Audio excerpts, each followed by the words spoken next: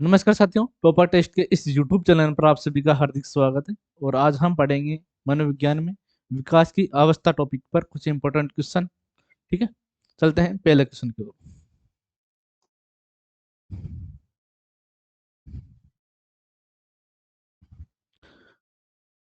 निम्नलिखित में से किस अवस्था में बच्चे अपने समवयस्क समूह के सक्रिय सदस्य हो जाते हैं, यानी कि समवयस्क समूह के?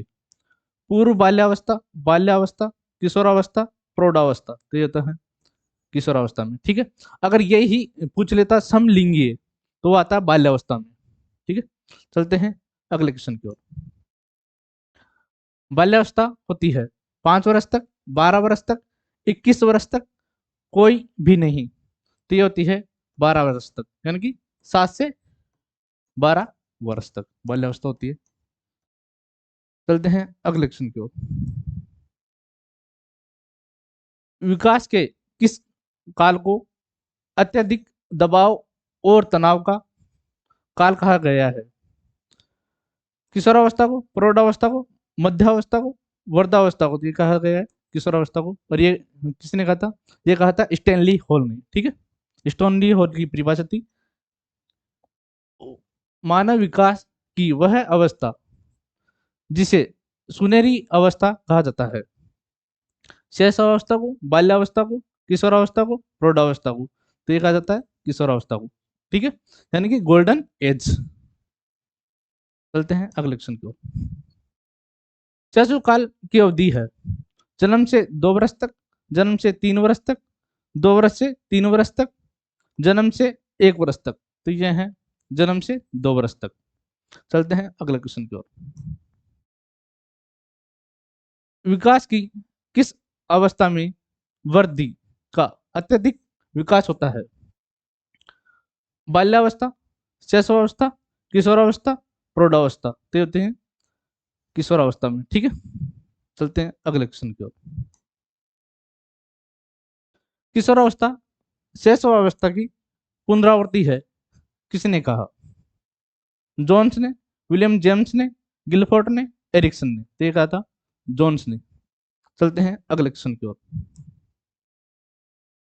किशोरावस्था की अवधि है 12 से 19 वर्ष, 10 से 14 वर्ष, 15 से 29 वर्ष, 20 से 25 वर्ष। तो ये है 12 से 19 वर्ष, यानी कि शेषावस्था 0 से 6 वर्ष, और बाल्यावस्था 7 से 12, और शेष किशोरावस्था वो 12 से 19 वर्ष। ठीक है, चलते हैं अगले क्वेश्चन की ओर। शेष अवस्था की मुख्य विशेषता क्या नहीं है? यानी कि तीन तो है, एक नहीं है शेष अवस्था की विशेषता इसमें।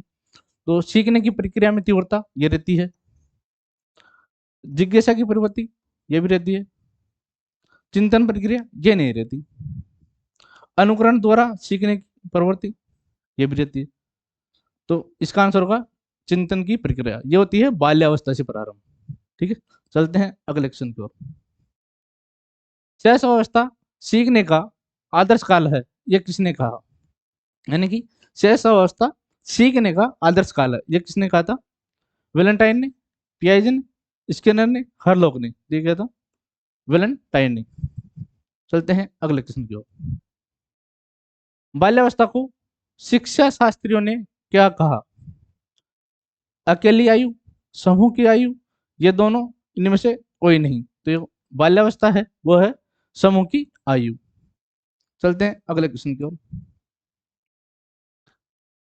खिलौने की आयु कहा जाता है पूर्व बाल्यावस्था को, उत्तर बाल्यावस्था को, शेष अवस्था को, उपरोक्त सभी? तो ये कहा जाता है पूर्व बाल्यावस्था को, यानी कि 3 से 6 वर्ष।